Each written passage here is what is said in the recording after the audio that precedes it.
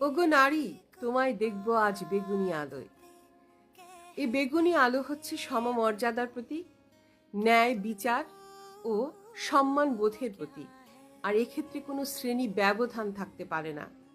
নিম্নবিত্ত থেকে শুরু করে উচ্চবিত্ত সকল শ্রেণীর নারীদের এই অধিকার প্রাপ্য। আমরা মনে করি যে শুধু নিম্নবিত্ত বা মধ্যবিত্তরাই আহ, বঞ্চিত হচ্ছে, অধিকার খর্ব হচ্ছে। আসলে কিন্তু তা নয়। উচ্চবিত্ত শ্রেণীর নারীরাও কিন্তু অনেকভাবে বঞ্চিত হচ্ছে বা তাদের অধিকার খর্ব হচ্ছে।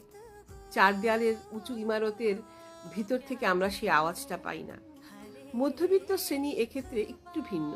তাদের সামাজিক মর্যাদাটা এত বেশি যে তারা সেই অধিকার থেকে বঞ্চিত হলেও নিশ্চুপ থাকে, আর নিম্নবিত্তরা সরবভাবে সেটা জানিয়ে দেয়। কিন্তু তারা সকলেই কিন্তু বঞ্চিত নারী।